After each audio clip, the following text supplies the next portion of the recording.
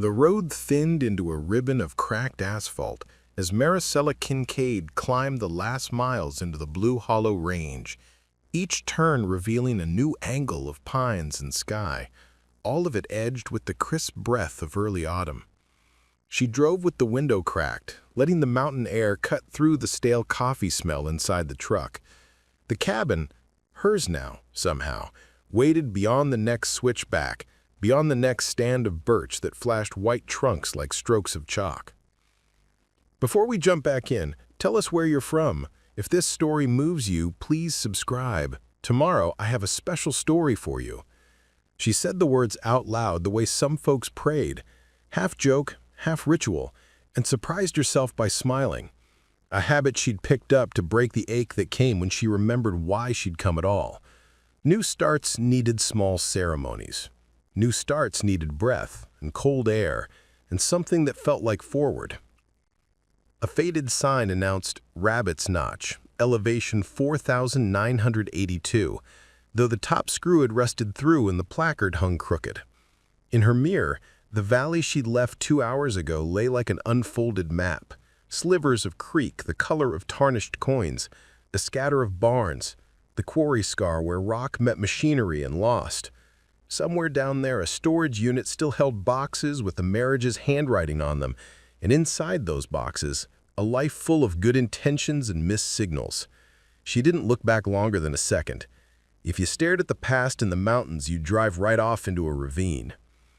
When the cabin finally appeared, it didn't announce itself. It simply stood, patient as a tree, with a roofline softened with moss and a porch that sagged in the middle like it had been holding its breath for years and had finally exhaled. 1957, the listing had said. Mid-century mountain retreat, abandoned, sold as is. 3 words that had made Maricela's heart ring like a struck glass. Abandoned. As is. Words that gave you permission to start from zero. She killed the engine and listened to the silence resolve itself. The hiss of cooling metal, the dry, papery whisper of oak leaves, a distant woodpecker ticking like a metronome on some unseen trunk. Then a human sound, the slow crunch of boots on gravel. A man emerged from the line of pines, hat brim pulled low, the sun burning a silver edge along the crease of his cheek. "You're the one who bought it?" he said, not unfriendly.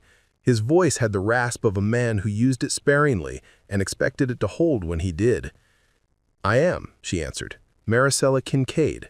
She stuck out her hand. Her palms were cold and she willed them not to sweat. He shook once, brief. "Hartland Reeves. I keep an eye on these ridges. Folks know to call me if a bear decides someone's trash is a buffet, and if her roof starts talking to the wind." One corner of his mouth lifted. "Roof been doing some talking here." "I can hear it." They both looked up. The shingles, brittle and curled, made a sound like old paper. "Keys under the second step. That's where folks put keys they want taken."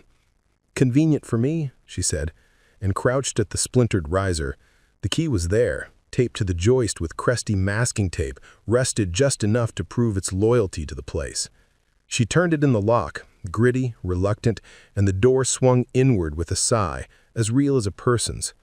She stepped into a rectangle of dust and sunlight and memory that did not belong to her and therefore felt oddly safe. The first thing she noticed was the smell.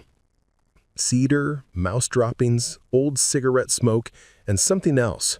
Metal, but not the raw smell of tools. The faint penny and soil scent of a penny jar dumped out. It threaded through the air as if the walls themselves breathed it.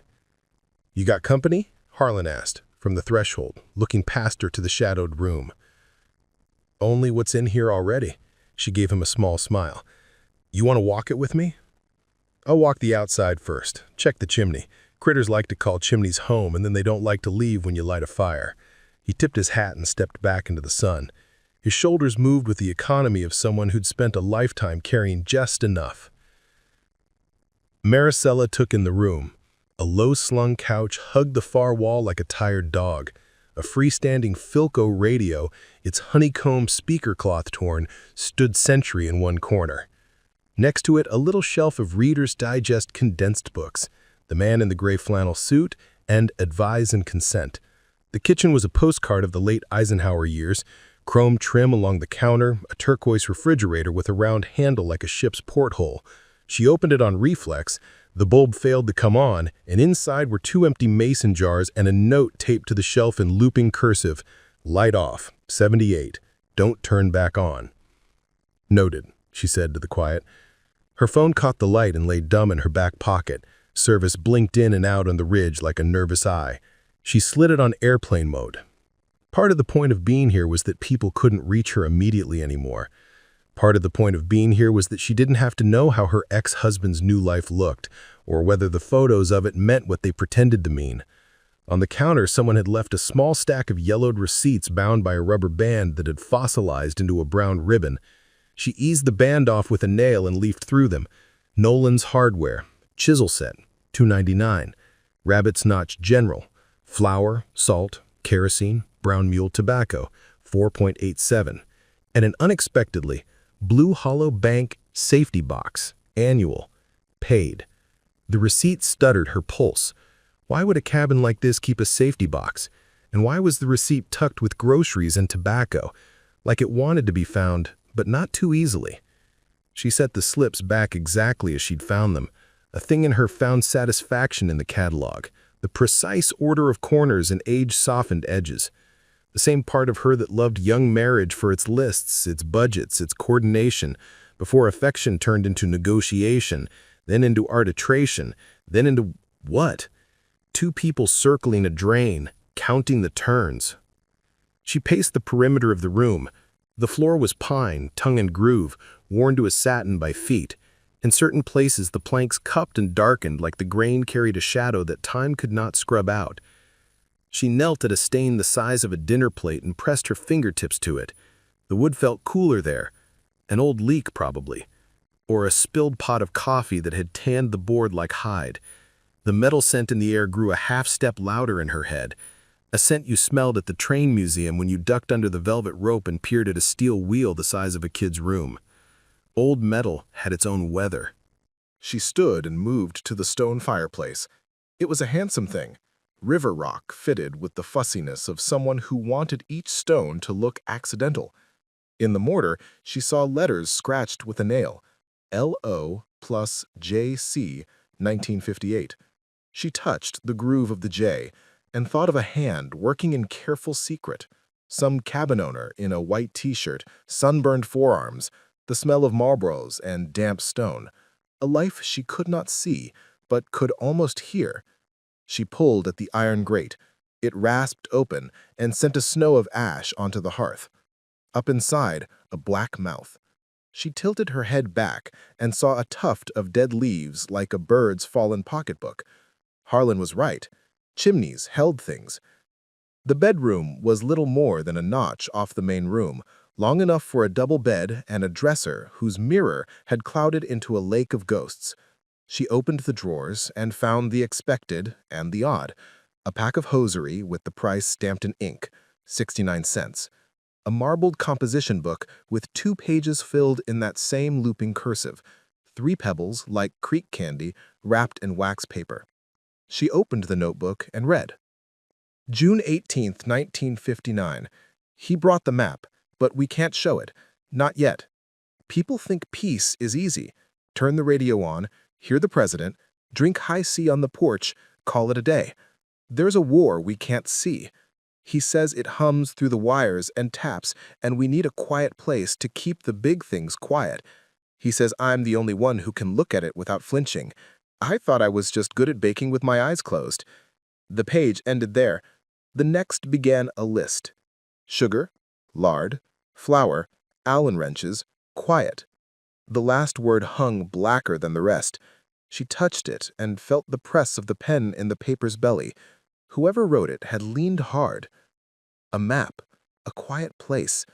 The metal smell braided itself tighter, and she closed the drawer with a careful push.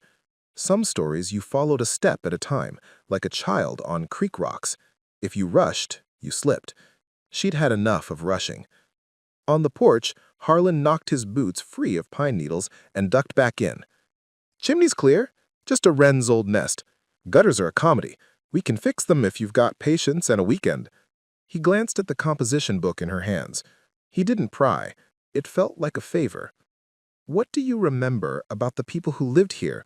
Or do people remember?" Harlan leaned his shoulder against the doorframe. "Folks remember what they can fold into a story that makes sense. This place, Lila Ovens first, then she married a fellow from Oak Creek, Joe Caldwell. Folks called him Cal. He was a radio man. You could hear his set from the porch on clear nights, all the way down to the road. Morse, sometimes. Other nights he'd play Slim Whitman till coyotes answered." "Did they leave fast?" She thinking of the note in the fridge, the composition book left mid-breath. Harlan's eyes shifted to the tree line. "There was a winter storm in '61. Ice like glass plates on every limb. Cal went out to knock snow off the bulkhead, never came back. People said heart, others said he slipped down to the creek and the creek kept him. Lila left spring after. Shut it, locked it, asked my daddy to look in twice a year so the roof wouldn't fold. After a while, she stopped sending the checks. We kept looking in anyway. After a longer while, the roof started talking." "Did anyone ever find anything?" She tried to keep her voice plain. The word vault had crept into her brain without her permission. It felt theatrical there, like she'd put on someone else's hat. "Findings are mostly a matter of wanting to. People who want to find money dig like beagles. People who want to find quiet sit on the porch till their bones hum right. Most folks want one, think they want the other." A faint smile again. "Sometimes a place gives you what you asked for. Sometimes it gives you what you needed instead." She closed the notebook and set it on the dresser. "I'll take a little of both," she said. "Most do." He straightened and tipped his hat. "You need a number if the road washes out or a bear tries your fridge." He slid a card across the dresser. Thick paper, H. Reeves in stamped letters, and a landline number in pencil. "Electric is fragile up here. When the line sings, it means the substation is thinking about you. When it goes quiet, it means light a candle and be grateful you can see your own hands. You holler if it goes any which way you don't like." When he left, she listened to his truck fade into the distance like an old song. The cabin settled around her and became both smaller and more hers. She unpacked the essentials: sheets, a braided rug she'd rescued from a yard sale, her grandmother's kettle with the enamel chipped like the moon. She made the bed and shook the pillowcases the way her grandmother had shown her, so the corners filled and the seams smiled. She laid the braided rug beside the bed and realized the floor there pitched down slightly, like the cabin had exhaled extra hard right at that corner. She took off her shoes and let her feet find what the soles knew that her eyes did not. Near the corner of the closet, the boards sounded dull when she knocked. She crouched and laid her cheek to the wood. The metal smell rose to meet her like a whisper from under the floor. She laughed once, half delight, half nerves, then chastised herself for the laugh like it might draw something out into the room. "Okay," she said, and crawled fully into the closet, moved the wire hangers until they chimed, and pried up the baseboard with her fingers. It resisted. She slid a butter knife into the seam. She had one, because even abandonments require tiny acts of faith, like packing a butter knife when you don't yet have a stove, and worked the blade until the board released with a groan. Beneath it, a small void, maybe 3 inches across, ran along the inside of the wall. The void was dark as a throat. Inside, her fingers found not dust, not insulation, but a strip of linen stiffened with what felt like wax. She pinched it and pulled. A ribbon slid free, olive drab, stamped with little dotted rectangles like the edges of perforated tickets. She held it to the light. Letters lived in each box: A, D, X, V, 7, 3, 7, 1. A cipher's bones. Someone had fed a secret through a loom and woven a message. Her heart thudded against her ribs exactly 3 times, countable, then leveled itself. She had been a kid who did puzzles when people around her did arguments. A cipher will tell you what it can and what it can't. The trick is not to expect it to be your mother. Maricela smiled because she could hear the woman's voice perfectly, because the mountain air was already making memory feel more like furniture you chose and less like something that fell on you from a truck. She tucked the ribbon into the notebook and wrote the letters on one of the blank pages so they couldn't run away when she slapped. Then she stood, rolled her shoulders as if to redistribute her excitement across her back where it might be easier to carry, and returned to the main room. The light had moved. It slanted across the kitchen counter now and made the chrome blink like a signal. She would understand the cipher later. For now, water, heat, roof. If you were going to learn a place's secrets, you had to earn the right to be an ear by keeping its bones from rattling apart. By late afternoon, she and Harlan had convinced the gutters to behave like gutters and not like decorative opinions. They nailed loose fascia and cleared handfuls of granulated shingles from the eaves as gullies braided themselves in the red clay beyond the porch. The sky darkened the exact color of gray flannel, as if the old book on the shelf had leached itself into the weather. By the time Harlan loaded his tools and promised to return with a longer ladder tomorrow, for the chimney cap before the wrens write a lease, the first drops fell, remote and fat. Rain on the cabin roof sounded like coins thrown in a well. She set a pot beneath the slow drip that formed a perfect question at the seam near the back window. She made soup from a jar of beans and the bacon she'd brought up in a cooler. The radio on the counter, another Philco, this one with its dial and amber smile, coughed when she plugged it into the socket and gave a hum like a satisfied old dog. The tubes warmed and a man's voice filled the room, warm as cocoa. And that's the weather from Oak Creek to Caleb's Pass. Cold front slipping her boots on. Expect gusts and a little bluster and the kind of rain that'll tune your roof if you haven't tightened your strings. You folks up Rabbit's Notch, keep your candles handy. She laughed again, this time because someone who would never know her had said her ridge out loud and felt the particular comfort of being addressed by a stranger who somehow got you. After dishes, her grandmother's kettle steaming like a prideful little train, she took the composition book back to the bedroom and sat on the edge of the bed. The cipher ribbon made a crisp, faintly oily sound as she unrolled more of it. Letters literally stitched into waxed cloth.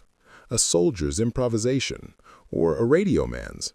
The alphabet arranged weirdly, no E in the first 10 characters, double X's paired with numbers, a code for coordinates, a one-time pad. She breathed slow and sure, not trying too hard. The brain disliked pressure and would give you its prize just when you let it look away. That was when she heard the hum.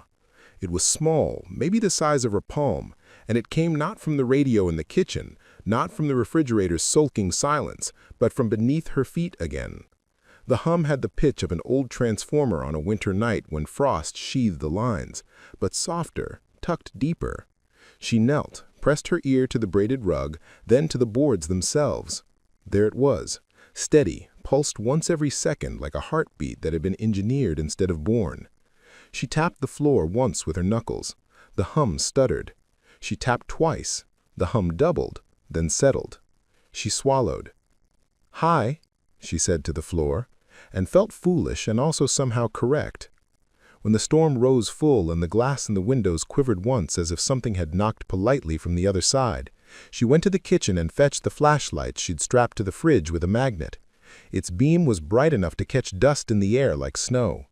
She carried it back to the bedroom and lay flat on her stomach, angling the light so it slid like water across the board seams.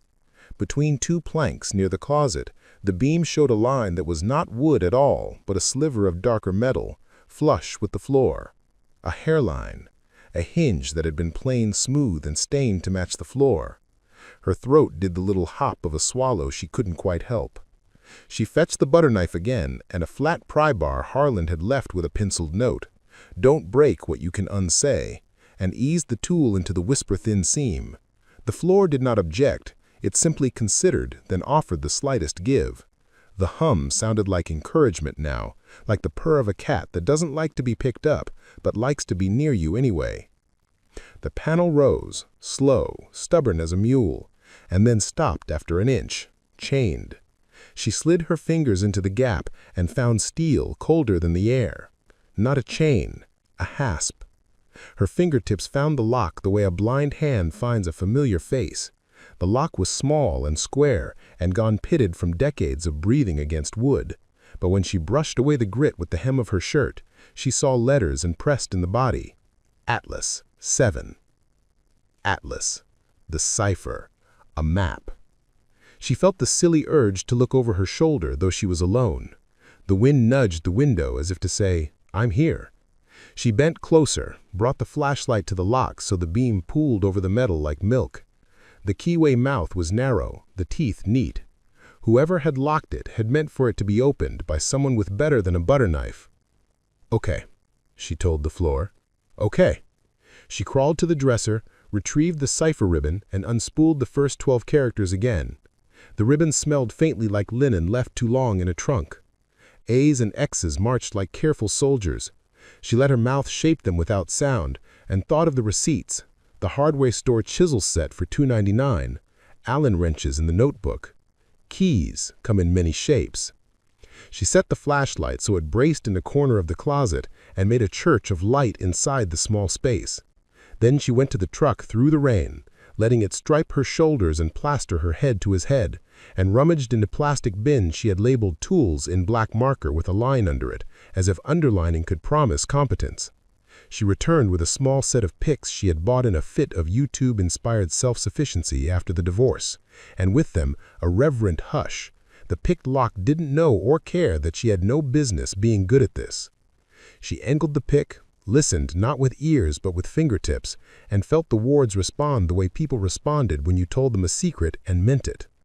She tried once, twice. On the third, the shackle loosened with a tired hop. "Thank you," she said to the lock, because gratitude was good practice even when applied to objects that couldn't say, "You're welcome." She lifted the panel fully and revealed a recess the size of a cedar chest, lined with riveted steel that had gone the soft gray of an overcast morning. In the center, a second lid, this one not hinged but set on stout runners, bore a wheel like the kind you saw on black-and-white heist films when a man in a hat cracked a safe by counting heartbeats. The wheel's face showed numbers from 0 to 60. The paint flaked at 23 and 41 as if those two had been favored once upon a time. The hum grew louder when she touched the wheel, not because the sound rose but because her attention did. She could hear it now like a thread along her spine. It came from within the steel, and it came from the house itself, and it came from somewhere else she couldn't yet name.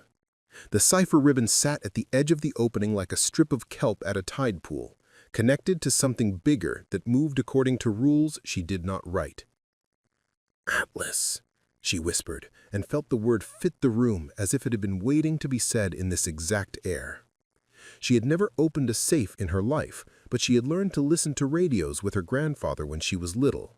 Shortwave in the garage, a coil antenna strung along the rafters, the kind of magic that brought weather from Maine and music from the Caribbean, and Morse that sounded like rain on tin.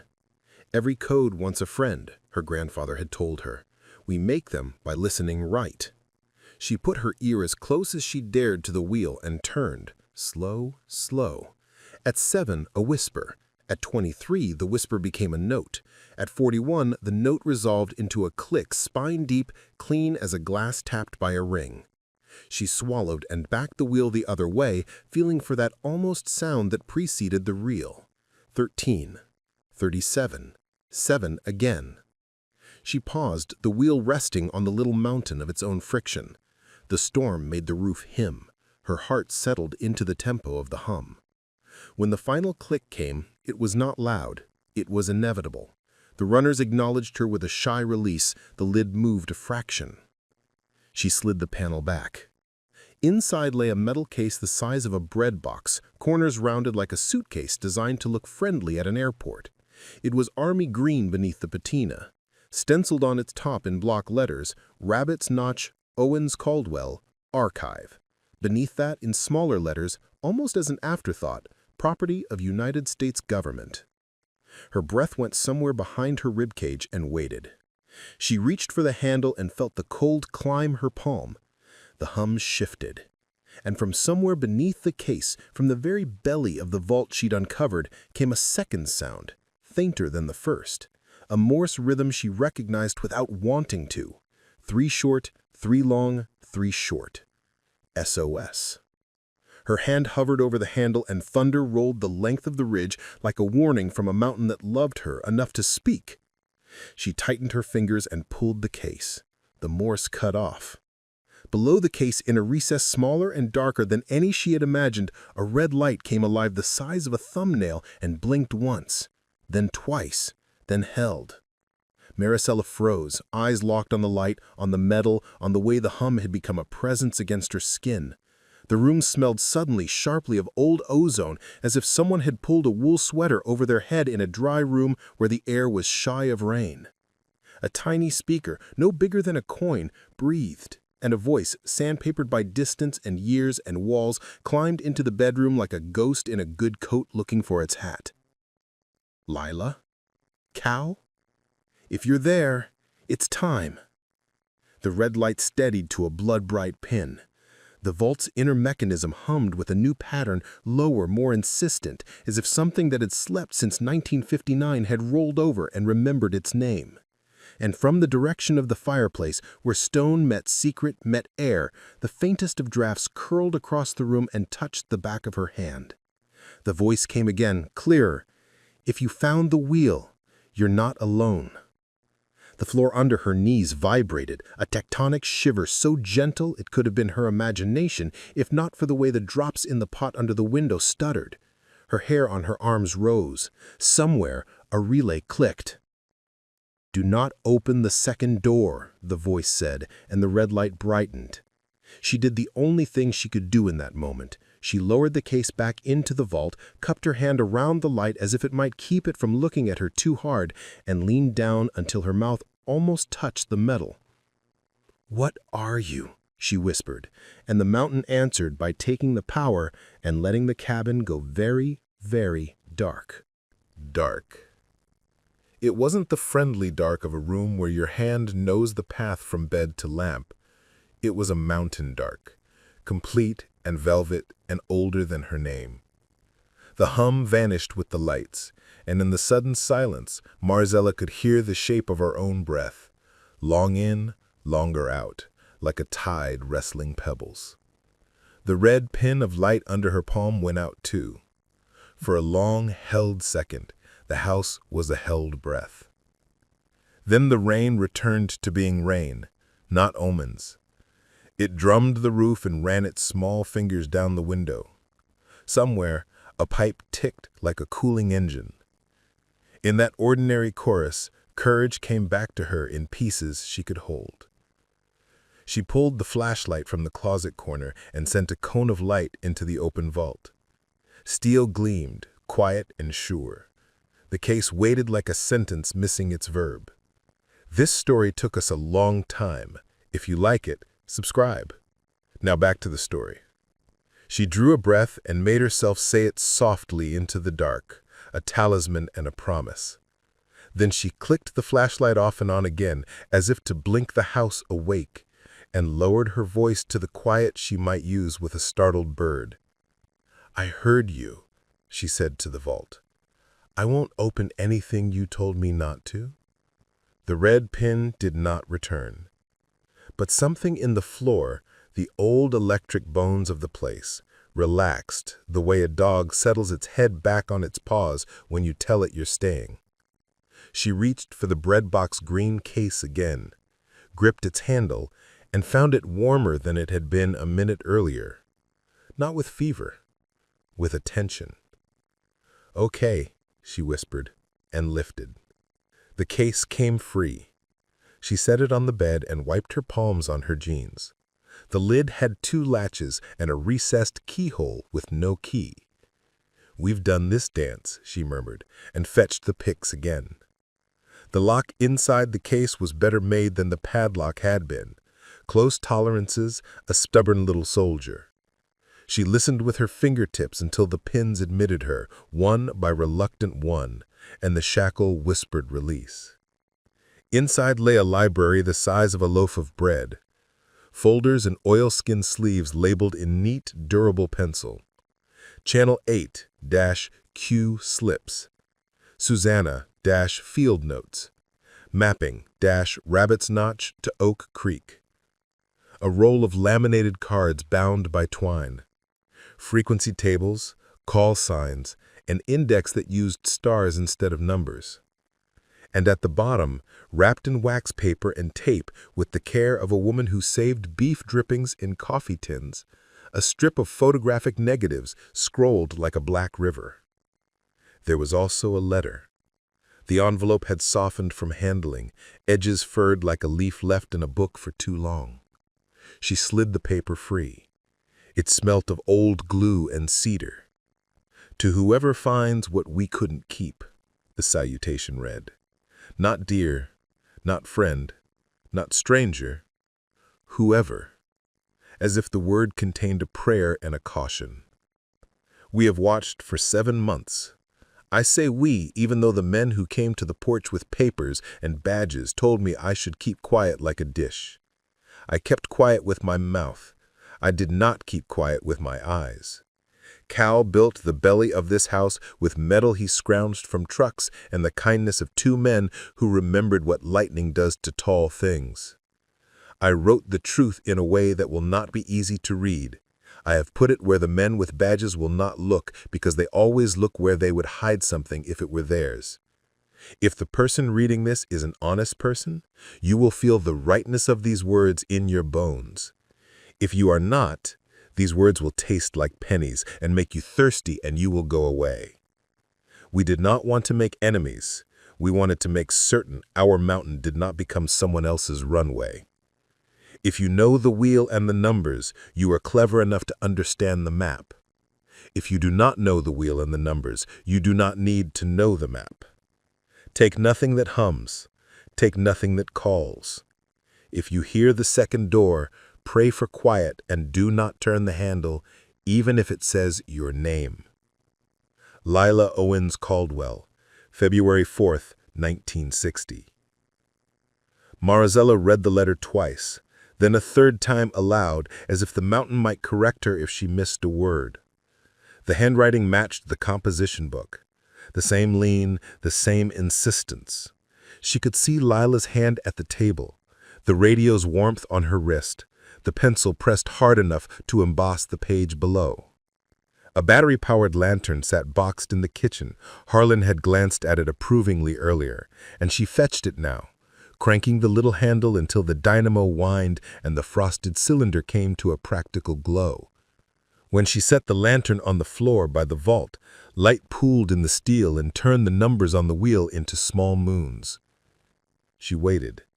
Nothing spoke. Good. Not all silence is warning. Some is permission. Back at the bed, she spread the contents of the case like a cartographer laying out continents.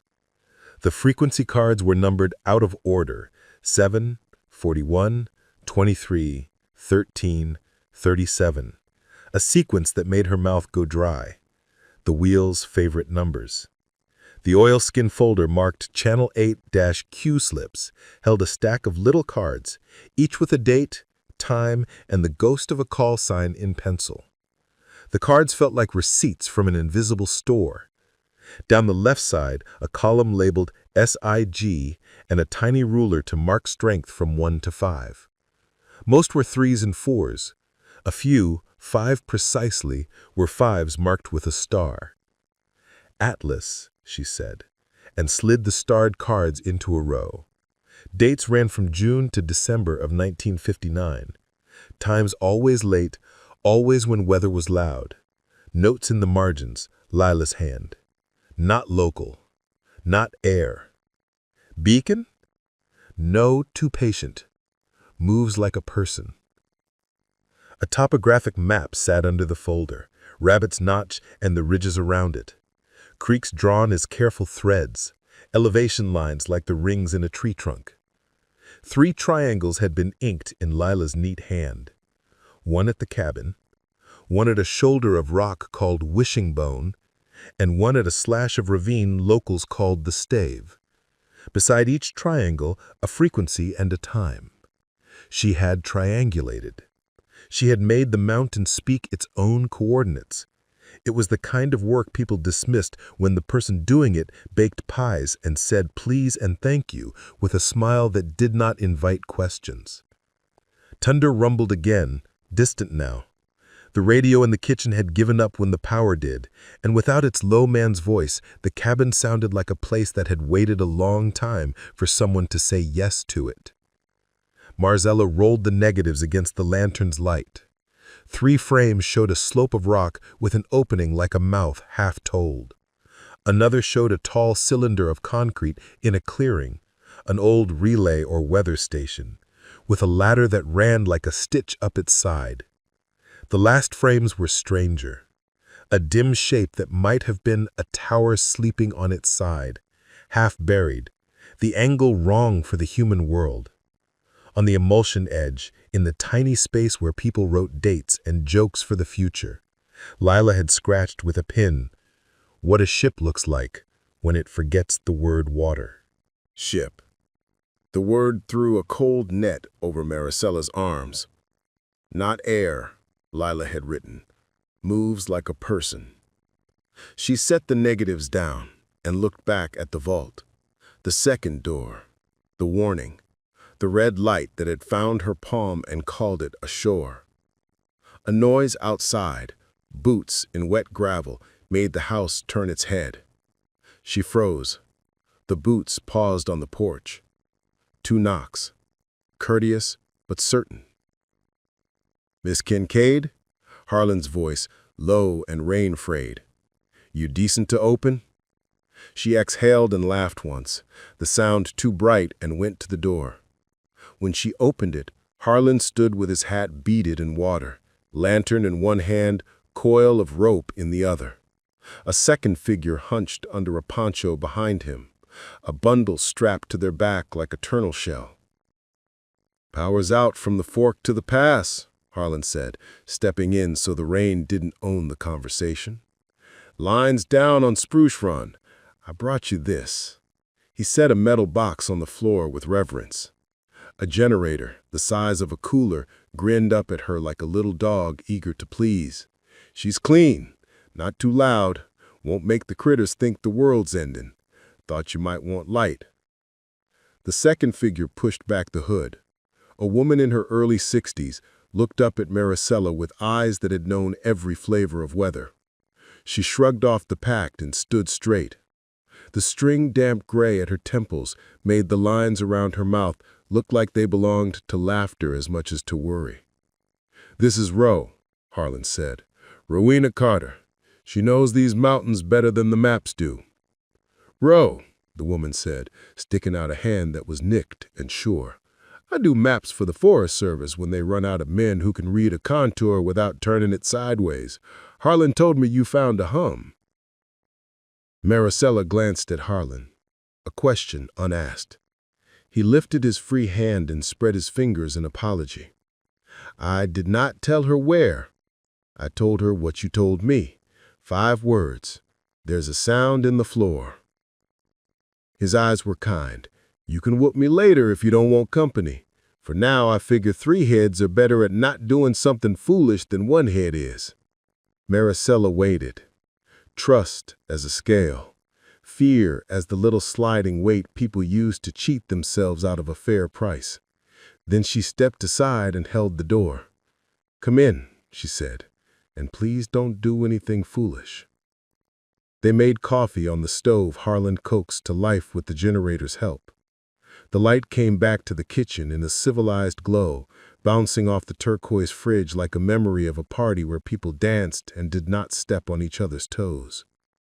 Ro took in the room the way a surveyor does.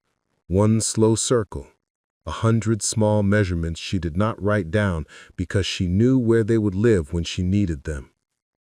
Harlan set the lantern by the bedroom door. "Show us when you're ready." She led them into the vault. Ro stopped just inside the threshold and put her hand to the doorframe. "Someone knew their tolerances," she said low. "Steel on steel in a wood world, that's a marriage that lasts if you set it right." Maricela lifted the floor panel to the chain and watched Ro's eyes go from curiosity to comprehension. "Well now, nobody put that in on a weekend. That's war work." "Lila and Cal," Maricela said, and told them what she had read, what she had heard. She held the letter like a compass. She did not say ship. Ro nodded at the letter at the proper places and squinted her approval at the careful pencil. She was a good witness, she said. You can tell when people write at the same speed as the thing that frightened them. She took her time and went as far as her hand would go. Do we open it? Harlan asked, not of the vault, but of Maricela. He was a man who kept an eye on ridges. He had learned the address of authority. Not the second door. Not ever if we can help it. The case, though, there are maps. They spread the contents again, 3 heads bent under the patient light. Ro's finger walked the topo lines like a person who could hear the stories the lines told if you introduced her properly. These 3 triangles, Ro said. She made a little net, you see? She caught a thing that didn't want to be caught with a radio and a pencil. Her finger rested on the symbol near Wishing-Bone. There's a culvert there that never belonged to a road, goes into the hill, comes out of nothing. I've always thought it was a boar's dream. Maybe it's a person-sized dream instead. Harlan traced the triangle by the ravine. I know a shack there where a man kept bees until the bears negotiated a surrender.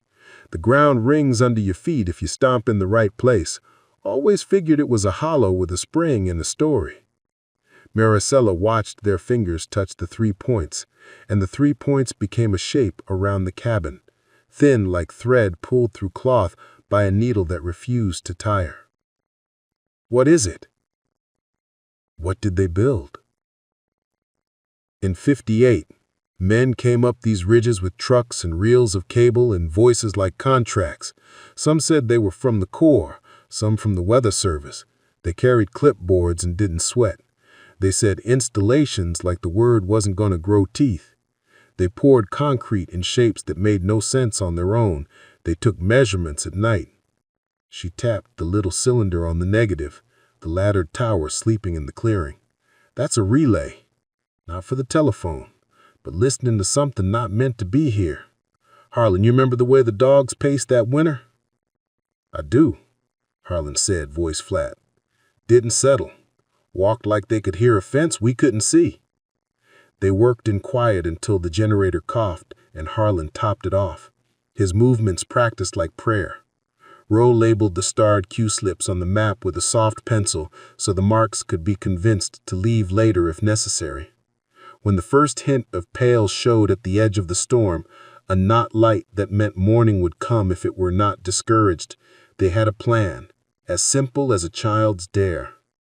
Wishing-Bone first, Ro said. If it's nothing, we waste a walk. If it's something, we take 2 more breaths and no more. I'll carry rope and my error. If either of you try to do a thing alone, I will throw it at you. I will ignore your rope and accept your error. And Harlan's mouth twitched. Maricela stood and felt the vault behind her like the ocean feels a swimmer, even when the swimmer faces shore. She looked at the wheel and the numbers rubbed thin at 23 and 41. She looked at the letter and the single word that had lodged like a burr at the base of her skull. Let's go, she said. They went out into a morning that wore last night's rain like a borrowed coat, damp at the hems, smelling faintly of ash and wet bread. The sky had been laundered. Blue showed through in places where the clouds had agreed to let it. They took the old fire road till it narrowed and then lost its ambition. Then a deer path that had the decency to braid itself into the undergrowth where it would not show its ribs. Ro walked as if the ground spoke to her, and she corrected its pronunciation when it got sloppy. Harlan walked as if he were the hinge between safe and sorry. At Wishing-Bone, the rock rose from the slope like a shoulder thrown forward to meet the weather. The culvert Ro had promised was there, a mouth blacker than shade, ringed by ferns that hadn't gotten the message about secrets. Harlan tested the air and the ground with his hands, like a man who didn't pretend not to belong to the things he touched. Not a bear den, he said. Not a coyote bed. There's a draft. Means it goes somewhere. Rose shone a light into the culvert and spoke to it as if it were a person who'd barred a door. We have questions, she said. We will ask them kind. They crawled in one by one. The culvert narrowed, then opened into a hollow that smelled like cold pennies and old rain. The beam found welded seams along the floor, steel laid in segments, caulked with something that had dried and cracked like the inside of a good pie. The tunnel sloped down, then flattened, and finally delivered them into a space tall enough to stand in, so suddenly it felt like a gasp. It was a room with no right to be in a mountain. Concrete walls trained to be patient. A steel pillar in the center with cables that climbed it like vines, stopped, and trailed away into conduits that had been cut and capped. The dust on the floor was a meticulous archivist. 3 sets of boot prints, fresh, their own, and a 4th set, smaller, older, that began near the pillar and ended near a second door set into the far wall, flush as a lie. The door bore a wheel like the one under the floorboards at the cabin, and above the wheel a red pin of light sighed itself on, as if it had been waiting behind a curtain to the queue. Maricela could hear her pulse in her ears. Ro took 1 step forward, then stopped, hands raised as if to show someone she wasn't armed. Harlan drew breath and held it. A speaker somewhere just above the door let out a breath like a radio deciding to be brave. If you found the wheel, you are not alone. The word alone did something to Maricela's knees. It chose a place beneath them and leaned. Second door, the voice continued. Do not open. We can't promise what comes through wants the same air you do. Ro's mouth opened, shut. She swallowed and squared her shoulders at the door as if it had said something rude to a neighbor. We didn't come to open you. We came to understand why you were put here at all. Silence held the 3 of them and the pillar and the old cables in a fair grip. Then the voice, a recording, spoke again, a different message spliced to the first as if the person doing the splicing had hope but not plenty of tape. If you're Lila, I'm sorry I left you with the loud parts. They said we were building a net to catch weather. We caught something that sized itself to whatever we believed. Don't listen when it says your name. Don't listen even when it uses your own breath to say it. The red light brightened. Somewhere, metal ticked, heat expanding into a space that had not welcomed heat for a long time. Harlan took 1 step back, rope swinging against his knee. We have what we came for, he said, not looking at either woman. We have the truth and the warning. There's a 3rd thing in here, and it's not ours. Ro nodded, agreed. She turned to Maricela. You? Maricela looked at the wheel. Her hands ached to touch it, not out of disobedience, out of intimacy. The vault under her bed had already put its cold mouth against her palm and asked for trust. This door asked for something else. Deference, maybe. Or the leaving alone that is a kind of love. We go, she said finally. We go tell people who will believe us. We don't tell people who won't. They backed out the way they had come. Ro first, then Maricela, then Harlan, who walked backwards with the rope coiled and ready like a last argument. The red light didn't dim as they left. It watched them go with the patience of a thing renamed 1,000 times and never properly met. Back at the cabin, the mountain had shrugged off the last of the storm and settled into an afternoon that pretended to be ordinary. They made soup again, because it was what their hands knew, and while it warmed, Maricela spread the negatives on the table and the maps beside them. Ro placed a pebble on each to keep the kitchen breeze from deciding a second career as a mischief maker. What now? Harlan asked, no preface. We publish, Ro said, then glared at her own mouth as if it had gotten ahead of her thinking. Not like a newspaper, like a truth you let into a room and then make the bad chairs leave so it can sit down. Who? Harlan pressed.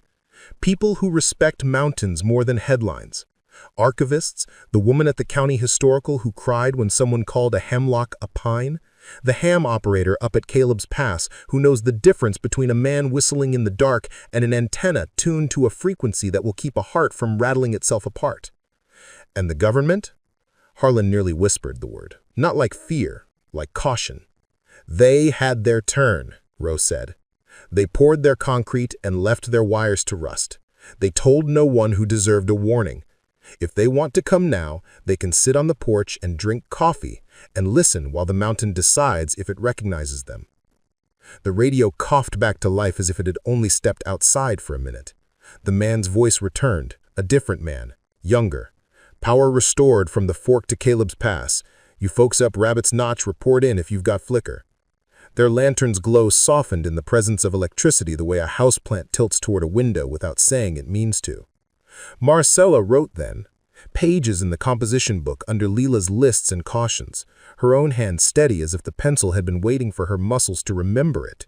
She wrote what she had found, what she had heard, the shape of the culvert, the temper of the red light, the way the second door made the air feel thick at the back of her throat.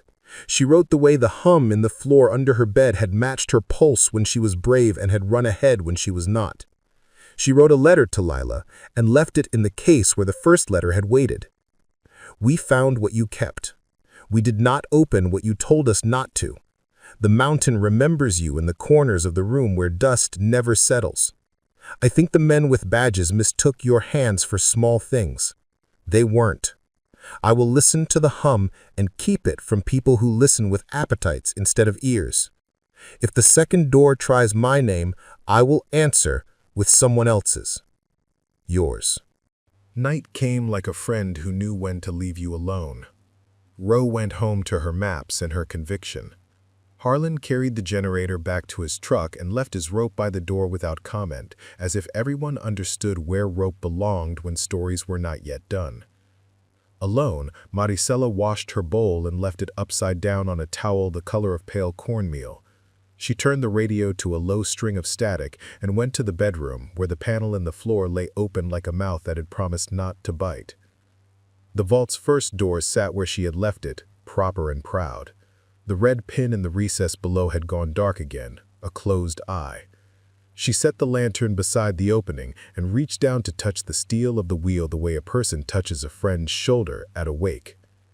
"Good night," she said to Lila, and maybe to Cal, and maybe to herself. The wheel was cool, and then it wasn't. Warmth rose through the metal like a blush. The lantern's light hiccuped once, and from the kitchen, the radio, turned to a channel that should have been only weather and civilized chatter, began to speak in a voice she knew. Her own. "Maricela," the radio said, with her mouth. "Open the second door." She did not move. The voice on the radio belonged to her face in a mirror, but not to the part of her that would have ever used that tone in her own house. It knew which syllable to press, which consonant to soften. It knew where the breath in her name lived. Harlan's rope lay just inside the bedroom door, coiled like a sleeping question. She picked it up and felt the weight of woven choices in her hand. "No," she said aloud, to the radio, to the vault, to the old mountain that wanted to see what her spine was made of. The radio tried again, warmer, kinder. "Please." "No," she breathed. "Not tonight, not ever if you keep using my mouth." Silence. Then a third voice, older, sweeter, her grandmother who had taught her pillow corners. "Mija," it said, "just a look." Maricela laughed, a sound that cracked more than she intended. "Nice try," she told the air. "She called me B, and then only when I was about to do something gloriously stupid." In the vault, a relay clicked the way a person clicks their tongue when they discover a door is locked after all. The radio breathed a long theatrical sigh and released her house back to her. She sat on the floor beside the opening until the lantern's light put its chin on its chest and dozed.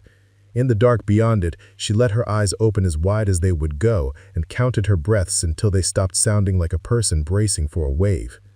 When sleep found her, it did not catch her by surprise. It arrived with a blanket of all the voices she had chosen to believe. She woke to sunlight stacked on the bedroom floorboards like folded breadboards. The world smelled of coffee because she willed it to.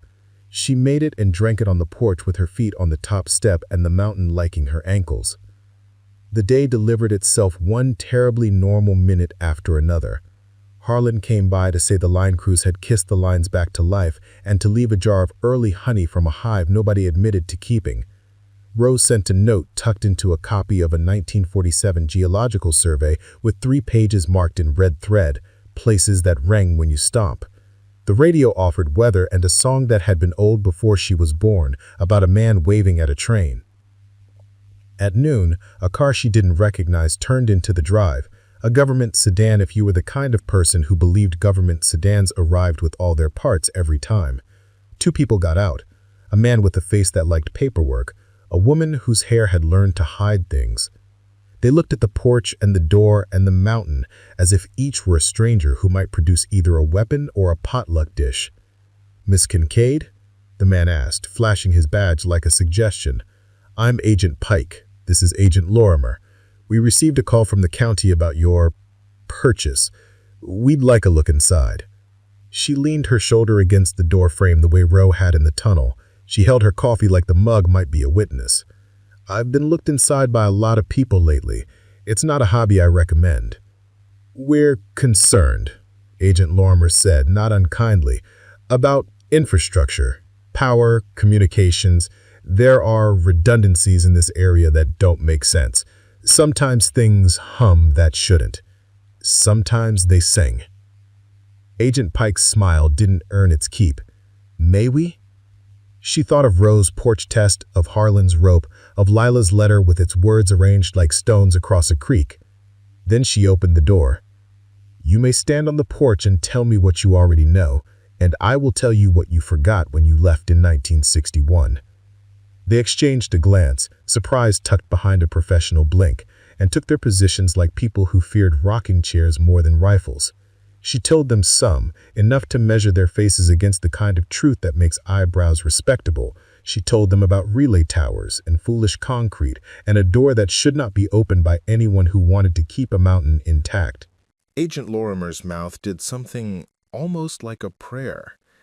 "They never told us where the second units went," she said softly, to herself. "Said the budget got eaten. Said the Earth took back what it wanted." She looked at Maricela and let her eyes show their human. "We won't ask to see your floor." Agent Pike made a shape of a frown and a smile, and decided neither could stand alone. "We will need to write a report," he said. "It will say you are a person of interest."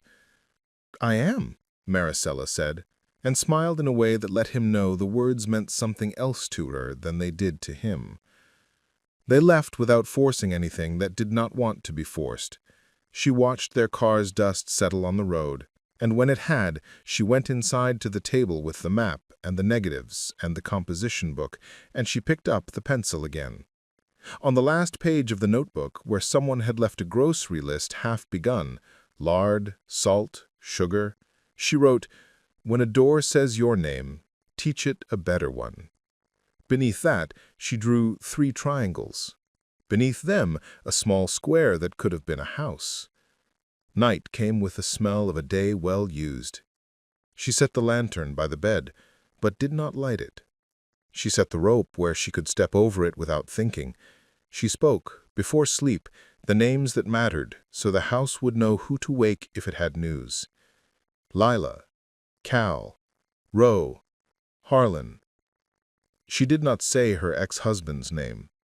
Some names were doors, too, and she had no interest in checking those locks. Some time after midnight, the mountain exhaled.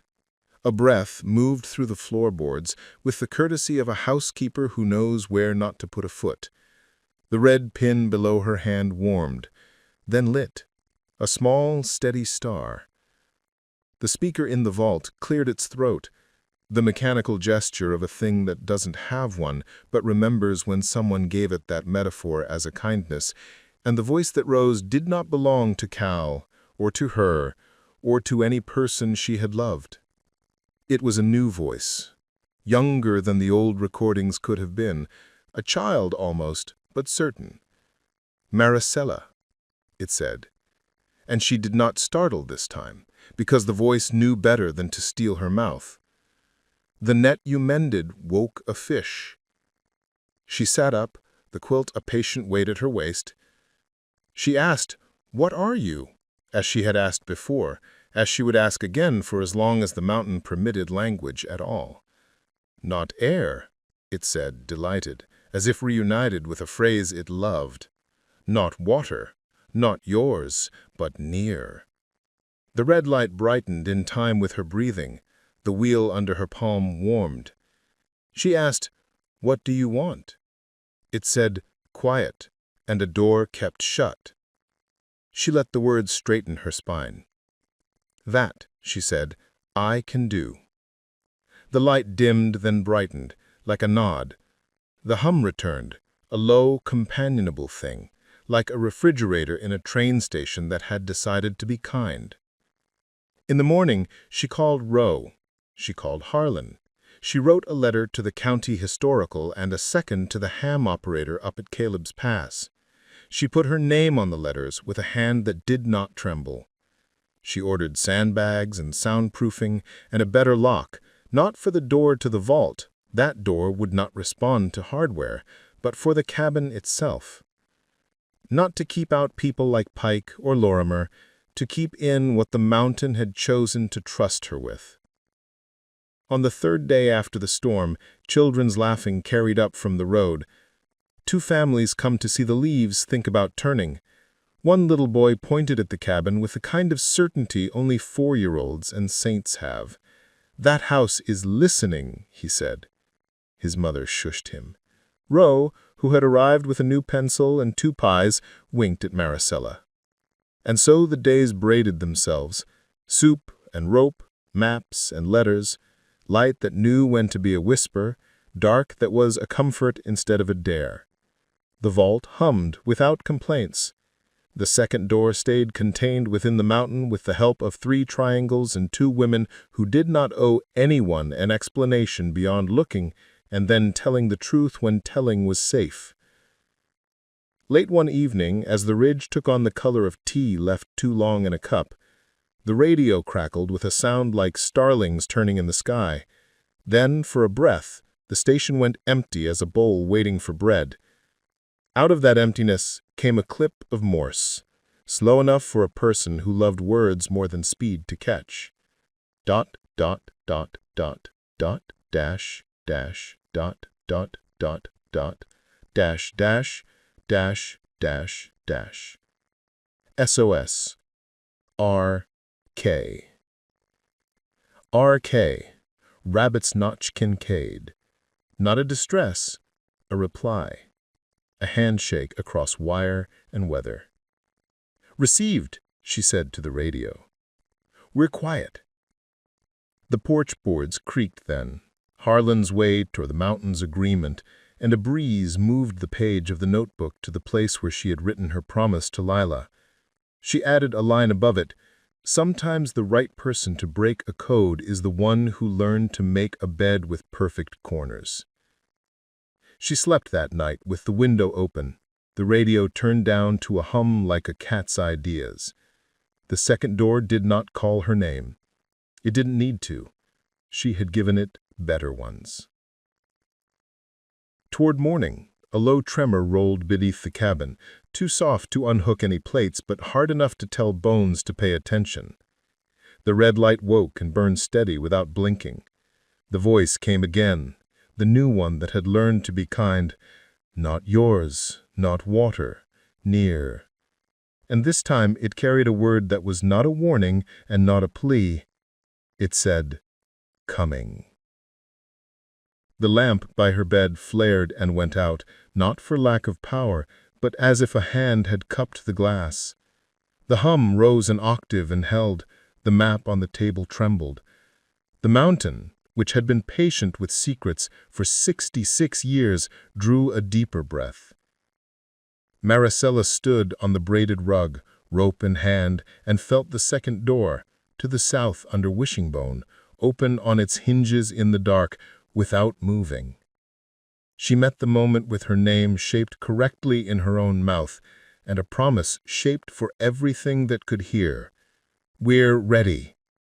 And the house replied by lowering the lights to a listening hush as a sound like a slow tide began in the bones of the ridge and rose, rose, until it was indistinguishable from the sound of her heart. 2 more great stories are next. Don't miss them. Subscribe and turn on notifications.